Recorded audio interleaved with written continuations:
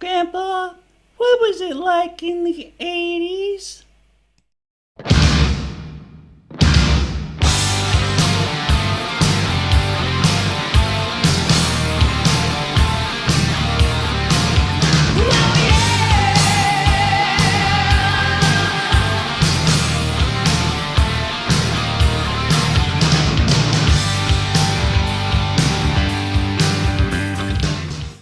All right, hard rockers. I know I said I'd be back soon to talk about the first Skid Row album.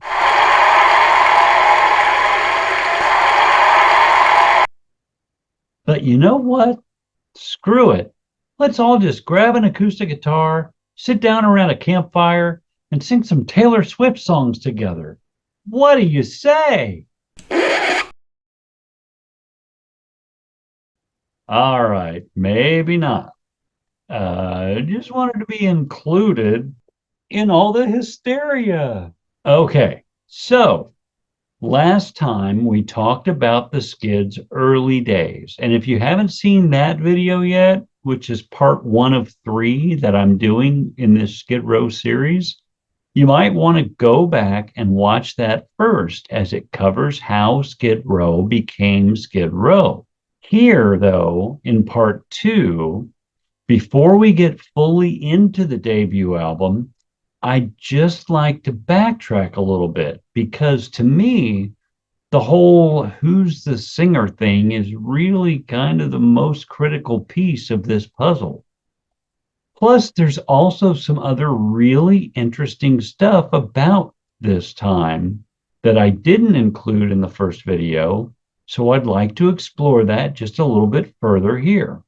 And you may have already heard me mention a few of these details in the last video, but this won't take too long.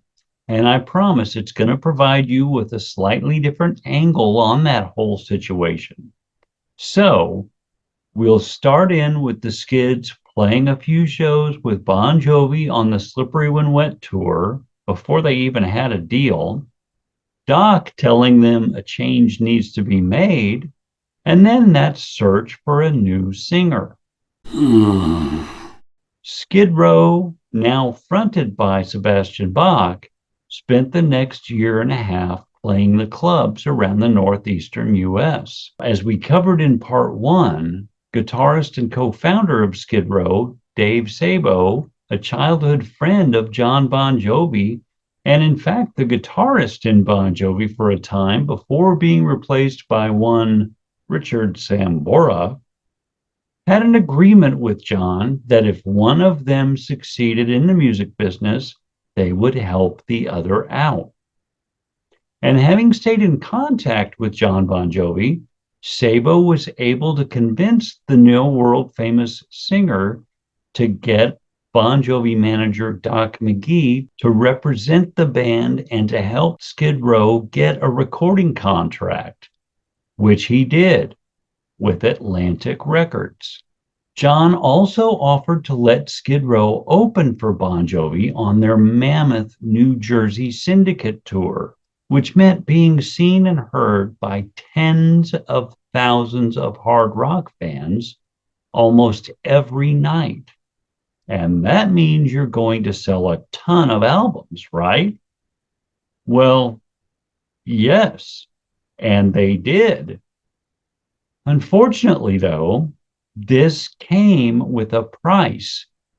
The price of the band signing away their publishing to John Bon Jovi and Richie Sambora, giving them the lion's share of the group's royalties and leaving those songs' actual writers in the position that far too many musical acts wound up in back in the good old days, with somebody else getting paid for the songs they wrote and recorded.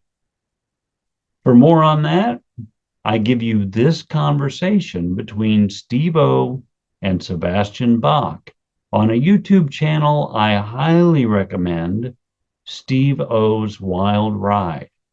Okay, now, the legend has it that Skid Row got its big opportunity from Bon Jovi. That's true. But Bon Jovi got all the money. Well, that's true.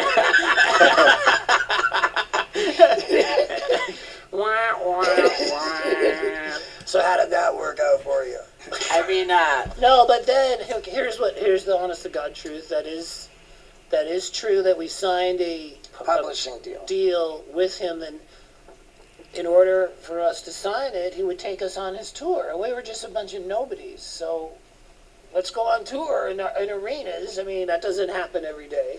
Okay, but what I thought it sounded like is that the publishing deal with Bon Jovi was not a record deal. So, like, what you need is a record deal. What do you need a publishing deal for? To get on tour with Bon Jovi. That's what it was. Because that just sounds to me like some Suge Knight holding Vanilla Ice off the balcony. Yeah, totally. No, I mean, nobody held me off the balcony, but no. All I can say about it is that there were so many bands at that time, right? There were so many bands. And the ones that made it were very far and few between. Like, making it was like a unicorn. And I understand what you're saying, but here's what we did. We had I quit the fucking band. When I understood what we signed, I said, I'm not doing this again. I'm not doing this. I'm not doing this again. So we had a big meeting with the lawyer Michael Guido, who's now Jay-Z's right-hand business guy. He was our lawyer then. And I said, I'm quitting unless we're redoing the whole thing with Bon Jovi, and I get 25% of everything in the band. And there's 5 guys in the band, so that was kind of ballsy. But they said okay. And then our next record, so we redid that. We got out of that. And then our next record debuted at #1 on Billboard. And it didn't sell quite as many as the first, but it did very well. That's the second record. Yeah, Slave to the Grind. So you got in there and fixed that pretty quickly. Right. Well, I just said I'm not doing it again. So yeah. I was like, I'm out. So it's just so glaring that you don't need a publishing deal. You need a record deal. Mm-hmm. Like a publishing deal, it just kind of comes with writing the music. It literally is the same thing as Suge Knight and Vanilla Ice, except just without the balcony. Or it's like, who's the old one? Like Otis Redding, fucking shit like that. Yeah. Well, I mean, you're right, but all I can say is that looking back, I have a great life, and I get to play my music. I have a new record out coming very soon. My break. I mean, looking back, maybe it was worth it. Maybe it was. Yeah, you know what? Maybe it was. He put us in front of all his fans. Yeah. And we stole a bunch of them. How big were the shows that he was doing at the time? Oh, they were... 7,000? No, more... No. Like more? Yeah, 15,000 arenas. We did giant stadium, 75,000. Wow. We did, it was the New Jersey tour. We opened every show. Wow, okay. And I was just a baby, though. I was 19. Wow. Yeah, so that's pretty horrible. What the fuck, John and Richie? What the fuck? If anybody should know better not to do that to another band, other songwriters, isn't it you guys? You're spectacular freaking songwriters, aren't you? Why are you totally screwing over a childhood friend? This is exactly what people grow to hate about the music business, right? This kind of rip-off bullshit. Did you guys really need more money in 1987 at the expense of somebody you freaking grew up with? And this fucking guy, let me tell you something. Doc McGee at some point managed pretty much every favorite band I had in the 1980s and beyond. Kiss, Motley, Bon Jovi, Skid Row. But after hearing all this shit, I think Doc McGee should have been strung up by his fucking balls. I mean, you're the manager for both of these bands when this whole publishing fiasco gets done. And it's your fucking job to protect these guys. That's literally what they're paying you for. And instead of doing that fucking job, you literally help Bon Jovi rape these guys financially, and you just sit there and watch it happen? Or maybe the whole thing is even your idea. Either way, you should have been charged with a crime and lost your license to do this fucking job forever. And the fact that that didn't happen just makes me furious. And honestly, it makes me happy that I never actually accomplished my goal of getting into the music business and having some scumbag piece of shit like you manage me and my friends like I thought I wanted you to back in the day. Anyway, the Skid Row debut album was recorded in Lake Geneva, Wisconsin, with producer Michael Wagener. Yeah, that Michael Wagener. The one that Don Dokken wanted to produce the Tooth and Nail album after some guy named George basically tortured original producer Tom Werman until he quit, and who, even though the rest of the band vocally objected to him being involved because of his longstanding friendship with singer Don Dokken and their apparent belief that he would sabotage the project, from their point of view, by mixing the vocals unreasonably loud in the mix, Don Dokken was able to convince Elektra to give him to help record lead vocals by night and mix the album, secretly assisted by Don Dokken, while co-producer Roy Thomas Baker kept the band busy. Okay, so why am I talking about a Dokken album during a Skid Row review? Because just listen to this freaking album and how amazing it sounds, and then tell me you wouldn't have loved to hear Tooth and Nail sound like that too. Oh my God. Now, I love the Tooth and Nail we got. It's easily one of my very favorite albums, and definitely my favorite Dokken album. But how much bigger might it have been for Dokken had it sounded like this? Wow. Anyway, great job, George. Aren't you brilliant? F me. Yeah. So the Skid Row debut was released in January of 1989 and went 5 times platinum in the United States alone. Like Tooth and Nail might have in 1984, had this certain completely amazing guitarist just tried to not be a dick for a few minutes and at least given Michael Wagener a chance first, instead of objecting to him based on the fact that he and the evil singer were buddies. George Lynch, I think you are simply amazing as a guitarist.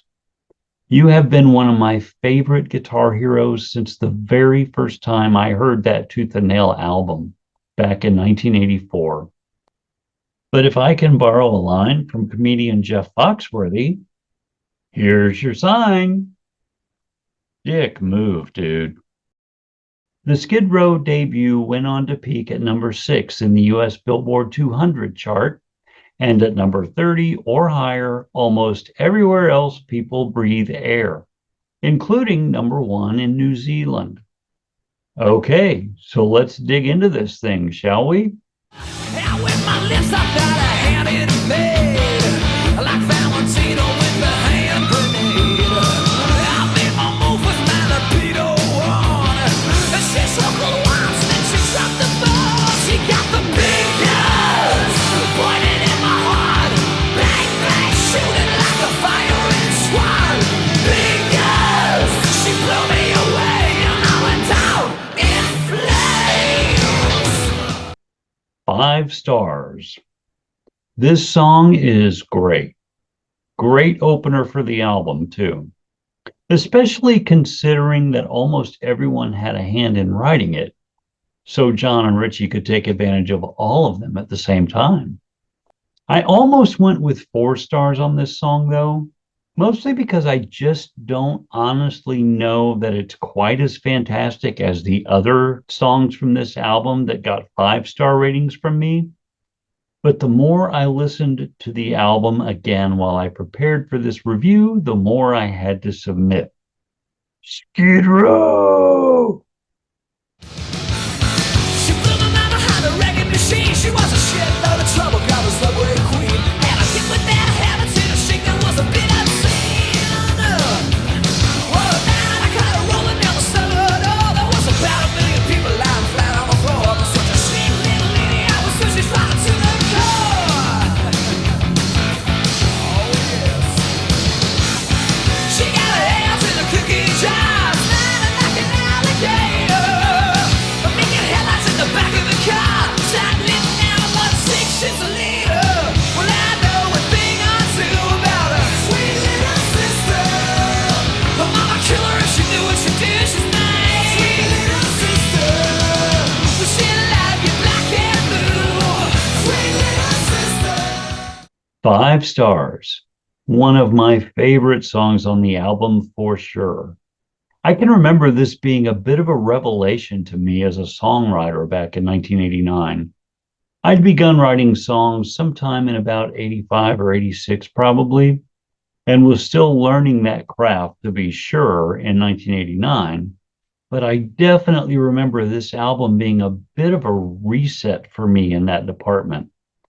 It just wasn't quite like the rest of the stuff I'd been listening to up to that point. I remember I was working on some kind of concept album at that time, and I purposely set a goal to write a song a little reminiscent of this one musically as part of that project. I did, and it turned out pretty cool. I really liked it. Though the overall project sort of faded into the ether not long after that. But it was fun writing that way. It was something to do with the immediate and unconcerned nature of that style that I found intoxicating.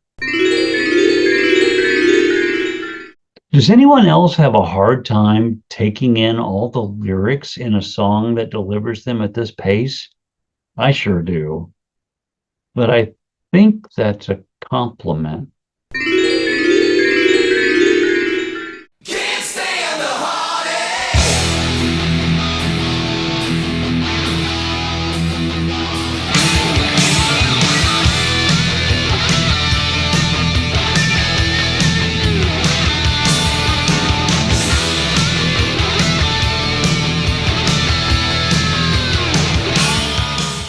5-star verses. Fall in love with a twisted lady. Suicide with a cover girl. Spend all your time and you got stuck paying the price. 5-star pre-chorus. Sound kicking down into the spin. Face the wall, taking all your chops that weird. 5-star bridge. Held me like a prisoner, and I don't know why I stayed here from the start.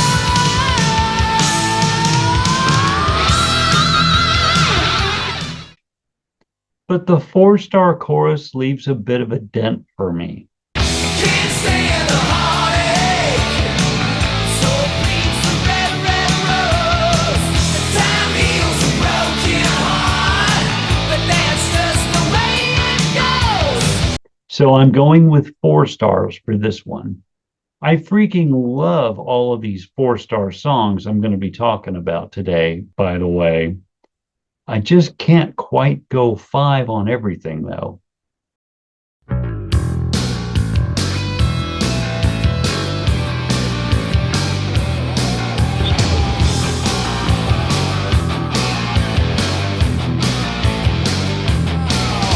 Sleeping in the city, you know I'm looking for a fight. I'm on my heels and looking pretty on a Saturday night. Good God,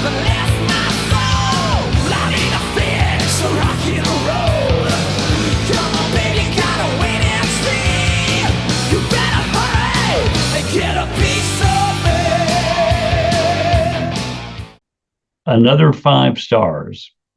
Another case where I originally gave the track a 4-star grade, but had to change it before I sat down to film myself potentially sounding like a complete idiot. Does anyone else have a tough time even picturing John Bon Jovi listening to an album like this? I just can't do it. That's not important at all, but I thought I'd mention it. I'm not sure why. Just funny to try to imagine, I guess. Sometimes I have a tough time getting into these guys' lyrics. I don't know exactly what that means, but I definitely don't have that problem on the next track.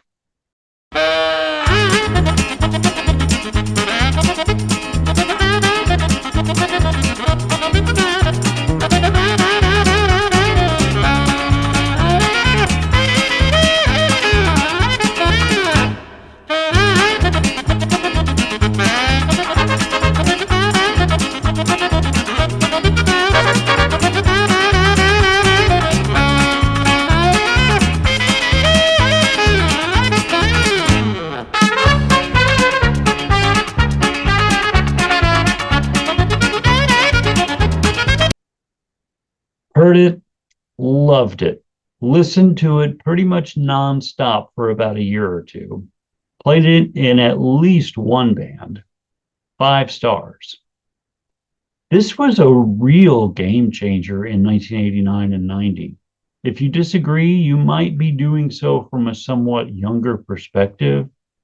Like, in other words, you don't actually remember just how big and influential this stuff was when it hit.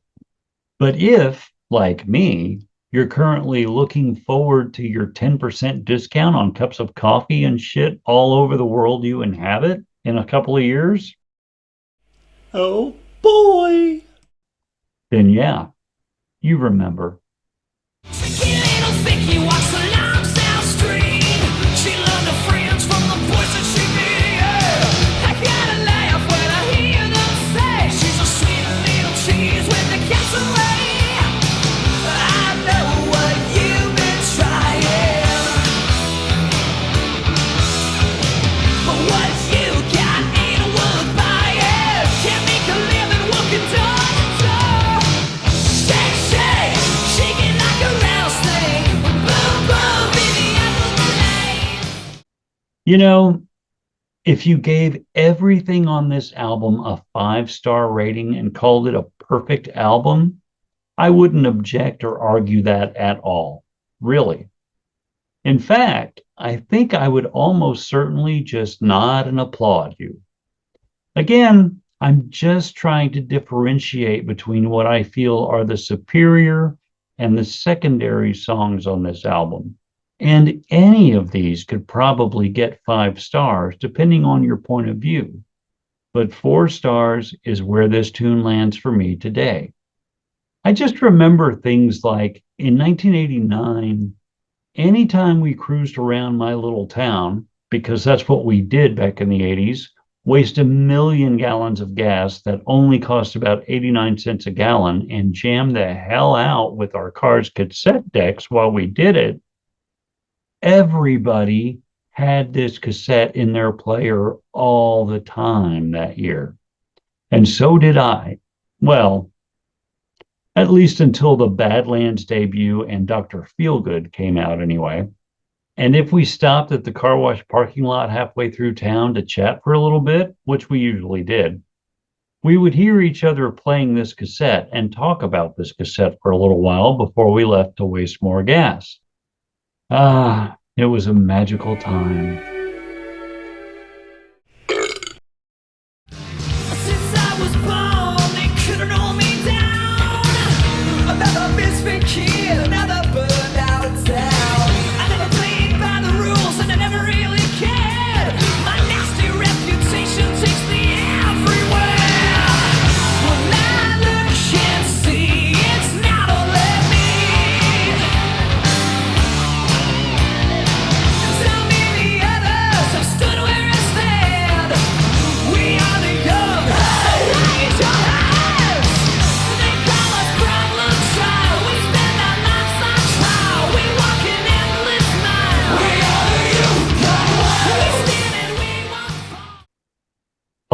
5 stars. Favorite track on the album, but only by about 500 miles.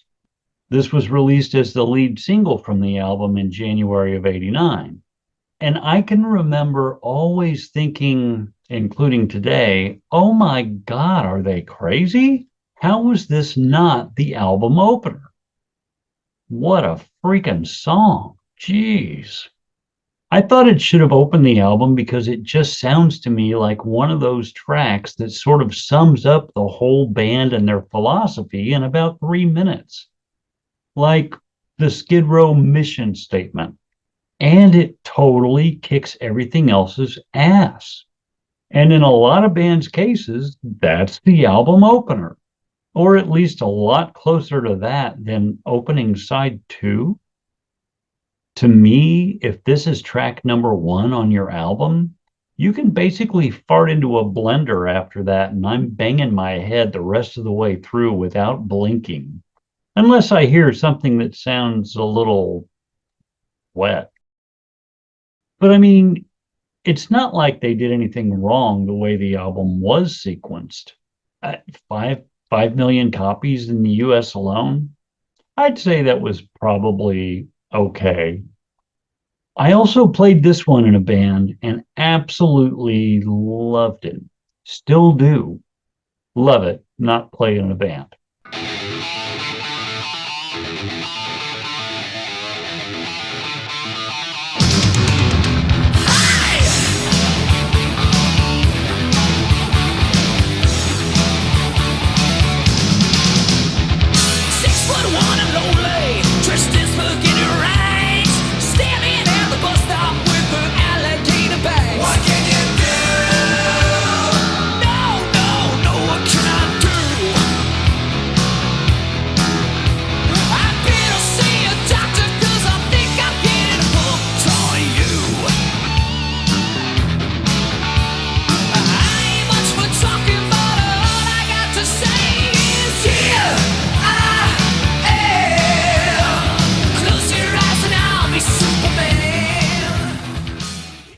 I really love the guitars on this album. These guys were great players, probably still are. Very active, very smooth, very imaginative. I really dig this track. That said, though, another 4 stars instead of 5 for me. Again, you wouldn't know that if you were cruising around town with me in 1989 or today, because I'd be banging my head to the whole thing without a doubt.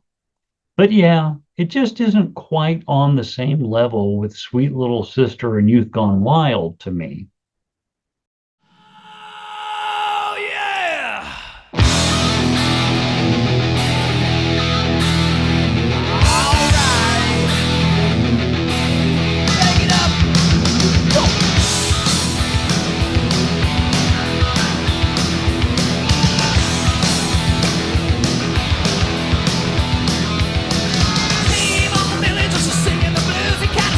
Another man lit up a smoking distant taco in the back of his hand. Smack. She's got to shake his out of losing her mind, but he was kicking back and playing it cool. Sign of walking papers took the life and teach a Kalamazoo.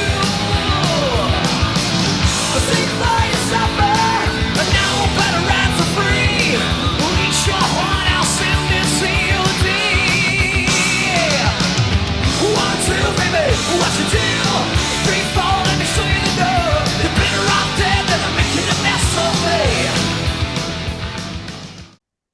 Oh, but this one is, dude, I freaking love this track.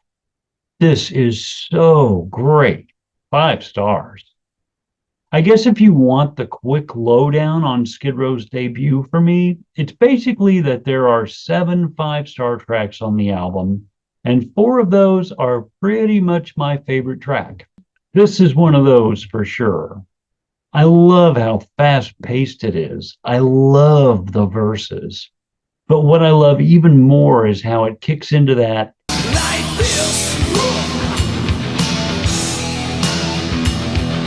section that's a little more of a stomper.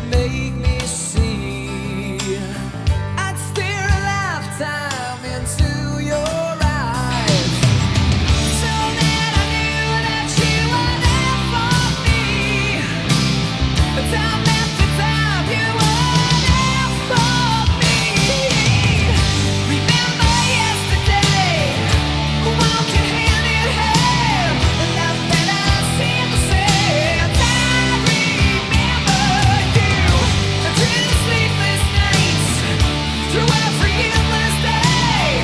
And what a easy I remember you.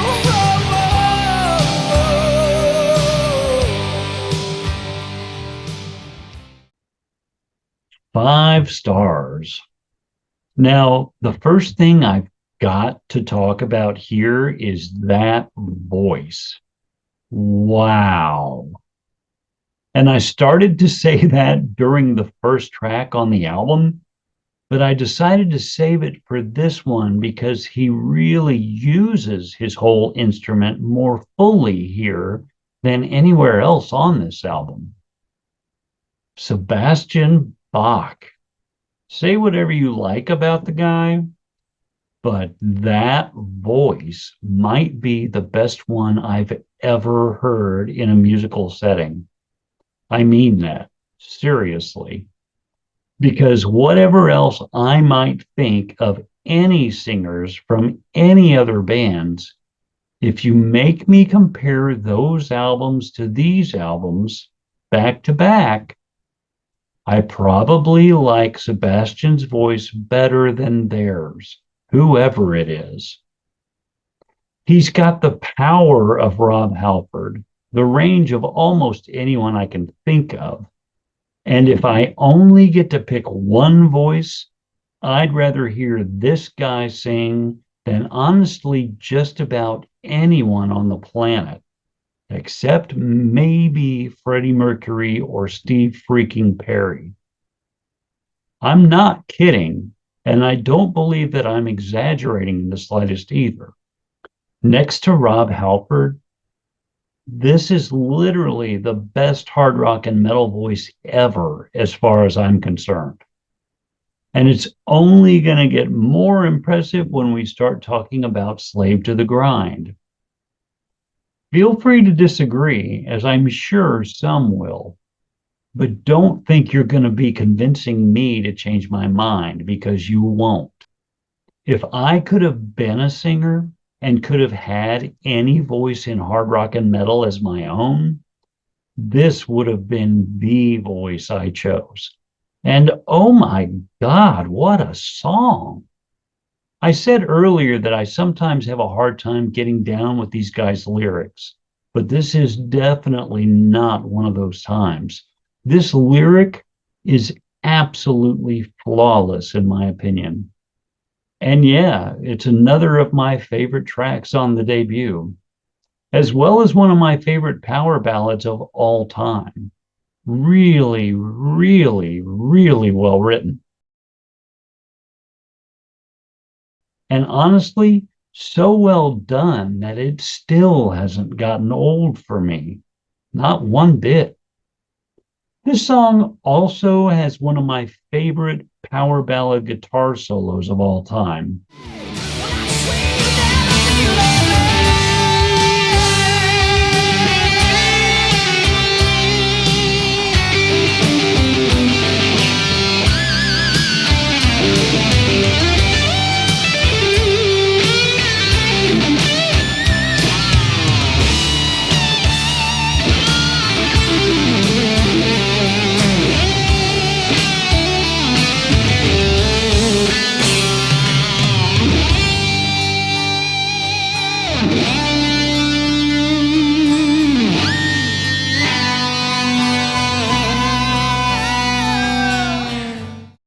That solo is just brilliant.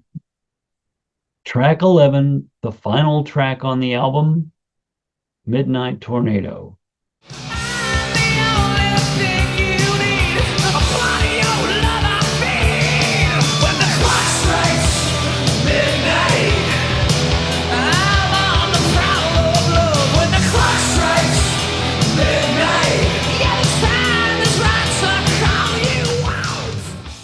This is the one writing credit Matt Fallon wound up getting on the album from his days in the band. It's a great closer, yet another fantastic rocker, but it's never been a favorite for me. I don't hate it, but I wouldn't want to date it. I gave it 4 stars. So that's a total of 51 stars overall, divided by 11 tracks, which equals a 4.64 star rating for the album, which is pretty damn great. But I'm guessing it won't make some of you happy because you might have this listed as a perfect album in your collection. And again, if you do feel that way, I won't argue against that at all, because that's what it feels like. But when I take it a song at a time, it's just not quite that for me personally. Now, that said, I will also tell you that I believe this to be one of the truly great debut albums in hard rock and metal history. So yes, I even confuse myself with this one sometimes. And while we're at it, I do have to say that, in case it wasn't already clear enough, if I were just rating either of these albums based on vocal performance, they're both perfect 5-star albums. Absolutely no doubt about that. None. This guy, as a vocalist, just wow. But more about that to come in the next review. Before I sign off here, I also must talk about the VHS documentary these guys put out in December of 1990, Oh Say Can You Scream? Oh my God, I loved that video. So cool. So funny. I really wanted to put that link in the description below this video with all the other juicy nuggets I'm going to have there. But unfortunately, I just can't seem to find the full video anywhere on YouTube. So I won't be able to do that. And it's a real shame because that is an excellent video and so much fun. And all right, yes, hard rockers, it's time for me to shut up now. And that means that next up, I will be talking Slave to the Grind. Because after making poor Dan the Man 03 wait so long after he originally asked me to talk Skid Row over a year ago, I think that was you, wasn't it, Dan? I would just feel guilty as if I made him wait another 6 or 8 months for that one. So tune in next time to see, among other things, which album rates higher. Later, hard rockers.